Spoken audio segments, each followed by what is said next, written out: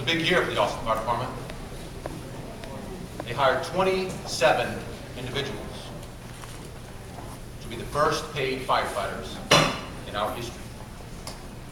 27. On that list of names was our first paid fire chief, Clarence Woodward. Our second paid fire chief, who went on to be the chief for 30 years. 30. Also on that list is a man named JGlass. What's interesting about the list, when you looked at it, they listed their prior occupation. And by JGlass's name, it said ball player. See, he had dreams. And his dream was to be a professional baseball player. But in 1916, he was one of 27, the first. He was assigned to Station 6, the old Station 6, which is actually on the very spot, the same address as the Continental Club is today. If you've been there, you've driven by, that's the same spot JGlass worked. 1 month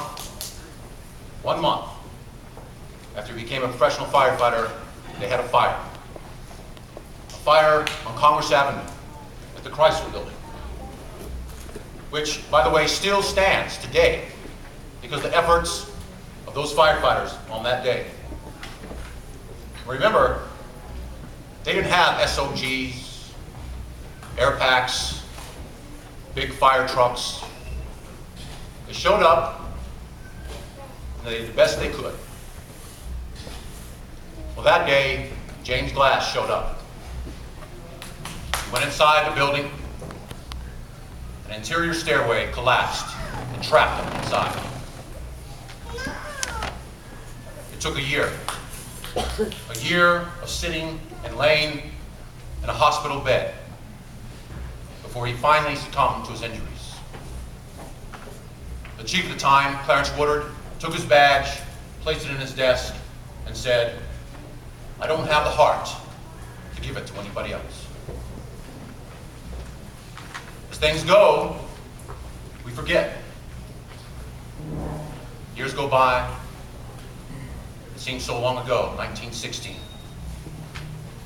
However, one of the great things about being in the museum is educating people. And a great thing happened this last year.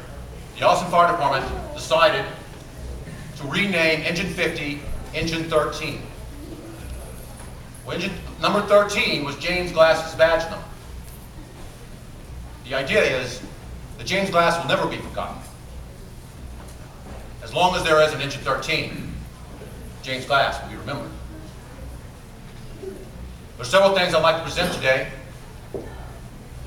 In conjunction with the Austin Fire Department and the Austin Fire Museum, we have a Medal of Honors we'd like to present to a couple individuals that represent the stations. One is Station 6, where JGlass was assigned, and one is Station 1, where today Engine 13 makes calls every day.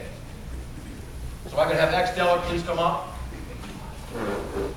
and also Phil Miller.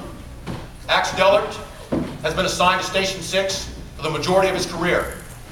He is also a Medal of Honor winner. Fire Specialist Phil Miller, he is the driver of Engine 13, and also a founding member of the Austin Fire Museum. Before I move on to the last presentation, there's one thing I want to talk about. There's a cemetery in North Austin, on North Lamar. And in that cemetery, there's an unmarked grave. And in that unmarked grave is one JGlass. This August, we're going to rectify that problem.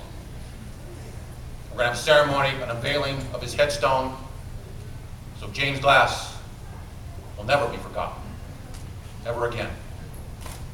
The last presentation I'd like to give is the Austin. I said before, we renamed Engine 50 Engine 13.